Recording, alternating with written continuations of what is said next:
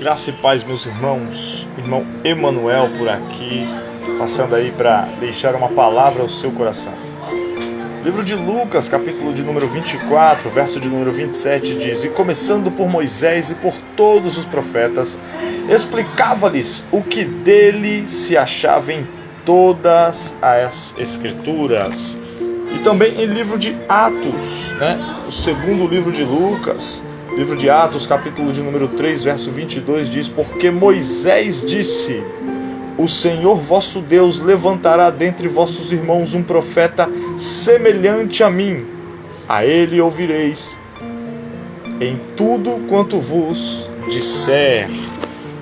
Irmãos, é notório que Jesus, ele é o centro e o âmago da Bíblia. É o centro e o âmago de toda a história. Ele é o centro e o âmago de nossas vidas. E não podemos enxergar a palavra de Deus de uma forma como somente as nossas vidas, porque toda a palavra de Deus se refere a Jesus Cristo. Podemos ler em Gênesis que ele é o princípio de todas as coisas. Em Êxodo, ele é o grande libertador de Israel. Em Levítico, ele é o sumo sacerdote perfeito. Em Números, ele é o nosso comandante para a terra prometida. Em Deuteronômios, ele é o grande profeta poderoso. Em Josué, ele é o grande general conquistador. Em Juízes, ele é o forte juiz que julga o seu povo. Em Ruth, ele é o grande resgatador da sua herança. Em 1 Samuel, ele é o rebento de Jessé e a raiz de Davi. Em 2 Samuel, ele é o sucessor eterno do trono de Davi. Em 1 Reis, ele é o rei dos reis. Em 2 Reis, ele é o único rei perfeito e absoluto. Em 1 Crônicas, ele é o único monarca infalível. Em 2 Crônicas, ele é o sábio rei que governa o seu povo. Em Esdras, ele é o grande escriba fiel. Em Neemias, ele é o grande restaurador de sua pátria. Em Ester, ele é o grande intercessor e defensor do seu povo. Em Jó, ele é o grande redentor que vive. Em Salmos, ele é o refúgio e fortaleza do seu povo. Em Provérbios, ele é o arquiteto da sabedoria de Deus. Em Eclesiastes, ele é o grande pregador. Em Cântares de Salomão, ele é o amado noivo da igreja. Em Isaías, ele é o pai da eternidade, o príncipe da paz. Em Jeremias, ele é a esperança de Israel. Em Lamentações de Jeremias, ele é a misericórdia de Deus. Em Ezequiel, ele é a glória viva de Israel. Em Daniel, ele é o majestoso e eterno ancião de dias. Em Oséias, ele é o esposo fiel e amoroso do seu povo. Em Joel, ele é o grande juiz das nações no vale de Josafá. Em Amós, ele é o perfeito pastor de Israel. Em Obadias, ele é a perfeita justiça de Deus. Em Jonas, ele é o grande missionário. Em Miqueias, ele é o grande cidadão de Belém. Em Naum, ele é a fortaleza do seu povo no dia da angústia. Em Abacuque, ele é o grande avivalista da obra de Deus. Em Ageu, ele é o desejado de todas as nações. Em Sofonias, ele é a magnífica proteção do seu povo. Em Zacarias, ele é o homem renovo. Em Malaquias, ele é o sol da justiça.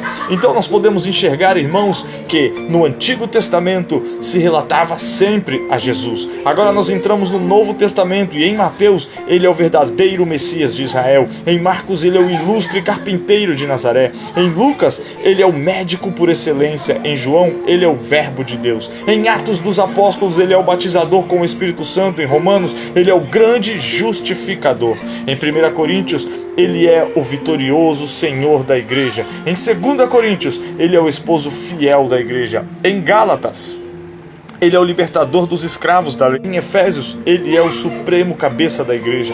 Em Filipenses, ele é a alegria superabundante da igreja. Em Colossenses, ele é a imagem de Deus invisível.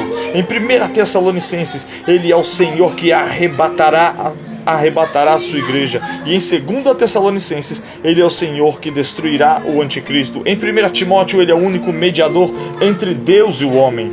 Em 2 Timóteo, ele é o reto juiz que nos coroará. Em Tito, ele é a bem-aventurada esperança da igreja. Em Filemão, ele é o nosso grande fiador.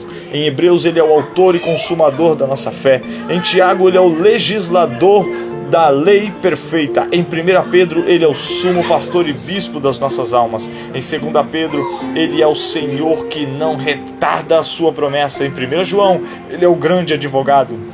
Em 2 João, ele é o amor verdadeiro. Em 3 João, ele é o amado da igreja. Em Judas, ele é o Senhor que virá com seus milhares de santos. Em Apocalipse, ele é o Alfa, o Ômega, e o Rei dos reis e Senhor dos senhores. Como eu vos disse, irmãos, Jesus Cristo sempre foi e sempre será o centro da Bíblia.